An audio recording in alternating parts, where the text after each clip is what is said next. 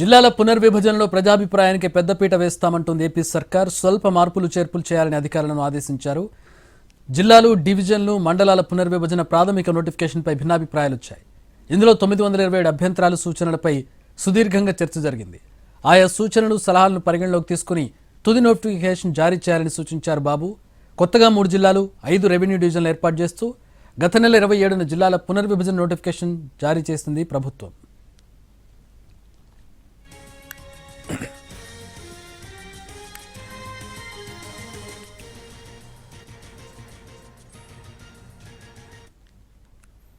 స్వల్ప మార్పులు చేర్పులు చేయాలని అధికారులను ఆదేశించినట్టుగా తెలుస్తుంది సీఎం చంద్రబాబు. జిల్లాలు, డివిజన్లు, మండలాల పునర్విభజన ప్రాథమిక నోటిఫికేషన్పై మొత్తం 927 అభ్యంతరాలు వచ్చినట్టుగా తెలుస్తోంది. మా ప్రతినిధి ప్రసన్న జాయిన్ అవుతున్నారు. ఈ అభ్యంతరాలు ఏంటి, ఎలాంటి మార్పులు ఉండబోతున్నాయి, మా ప్రతినిధి అడిగి తెలుసుకుందాం.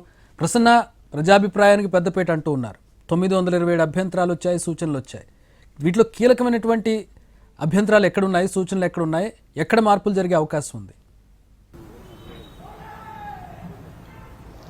అంటే ప్రధానంగా కొత్త జిల్లాల ఏర్పాటుకు సంబంధించి, అదేవిధంగా రెవెన్యూ డివిజన్ల ఏర్పాటుకు సంబంధించి ప్రభుత్వం ప్రత్యేకంగా దృష్టికి పెట్టింది. 1-2 సార్లు కేబినెట్ సబ్ కమిటీ ఏర్పాటు చేయడం, కేబినెట్ సబ్ కమిటీ దీనికి సంబంధించి సమావేశం అవటం, ముఖ్యమంత్రి చంద్రబాబు కూడా 2-3 సార్లు దీనికి సంబంధించి ప్రత్యేకంగా సమావేశం అయ్యారు. ఇవాళ కూడా దీని మీద తుది నిర్ణయం తీసుకోవడానికి ముందు ఇంకొకసారి సమావేశం జరిపారు. 927 అభ్యంతరాలు ప్రధానంగా, అంటే మండలాలకు సంబంధించి కొన్ని వచ్చే, రెవెన్యూ డివిజన్లకు సంబంధించి వచ్చే, గూడూరులో ఉన్న 5 మండలాలను ప్రత్యేకంగా నెల్లూరు జిల్లాలో కలపాలని కొంతమంది కోరటం జరిగింది. దీంతోపాటు ఇతర మండలాలకు సంబంధించి శ్రీకాకుళం, అనకాపల్లి, నక్కపల్లి రోడ్డు, వీటికి సంబంధించినటికి ప్రధానంగా కొన్ని అభ్యంతరాలు వచ్చాయి. వీటన్నిటిని దృష్టిలో పెట్టుకుని కొత్త జిల్లాలు మార్కాపురం, మదనపల్లి, రంపచోడవరం కేంద్రంగా పోలవరం, ఈ 3 జిల్లాలు, అదేవిధంగా 5 రెవెన్యూ డివిజన్లకు సంబంధించి గత నెల 27 నోటిఫికేషన్ ఇచ్చారు. ఈ నెల 31 లోపు ఫైనల్ గా కేబినెట్ సమావేశం కూడా జరగబోతుంది కాబట్టి దాంట్లో కూడా చర్చించి ఫైనల్ నోటిఫికేషన్ ఇస్తారు. తర్వాత గెజిట్, ప్రజాభిప్రాయం తీసుకోవడం, ఆయా రెవెన్యూ పరిధిలో నోటిఫికేషన్స్ ఇవ్వడం, జనవరి, ఫిబ్రవరిలో ఈ కార్యక్రమం మొత్తం ముగుస్తుంది. అంటే ఈ నెలాఖరులోపే దీని మీద తుది నిర్ణయం. ఎందుకంటే రేపు జనగణనకు సంబంధించి 2026 జనవరి నుంచి మొదలవుతుంది కాబట్టి ఆ లోపే రెవెన్యూ పరమైన ఇబ్బందులు లేకుండా పూర్తి స్థాయిలో దీన్ని సెటరేట్ చేయాలనే ఉద్దేశంతో ప్రభుత్వం ముందుకెళ్తోంది. అందులో భాగంగా వచ్చిన అభ్యంతరాలన్నింటినీ కూడా పరిశీలించారు. అయితే కొత్త జిల్లాల డిమాండ్లు 4-5 డిమాండ్లు చాలా ఎక్కువగా కొన్ని ప్రాంతాల నుంచి ఎక్కువ వస్తూ ఉన్నాయి, రెవెన్యూ డివిజన్లకు సంబంధించి, జిల్లాలకు సంబంధించి. అయితే వీటన్నిటిని కూడా దృష్టిలో పెట్టుకుని ప్రస్తుతం ఒక 3 కొత్త జిల్లాల ఏర్పాటు సమంజసంగా ఉంటుంది. మార్కాపురం, మదనపల్లి, పోలవరం. ఎందుకంటే పోలవరం రంపచోడవరం కేంద్రంగా ఏర్పాటు చేశారు. అక్కడ జిల్లా కేంద్రం బాగా దూరం అవుతున్న పరిస్థితి. వీటన్నిటిని దృష్టిలో పెట్టుకుని ప్రత్యేక జిల్లా ఉండాలని నిర్ణయం తీసుకున్నారు.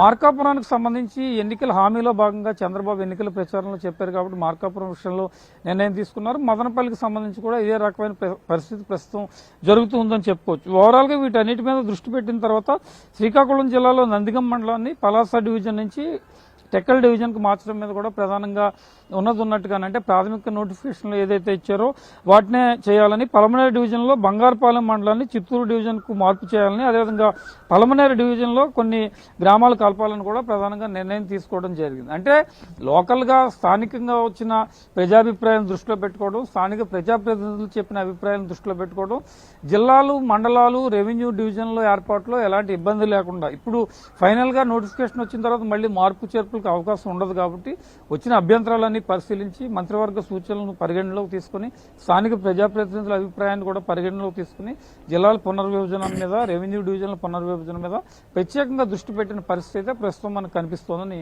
చెప్పుకోవచ్చు. All right, thanks for the updates Prasanna.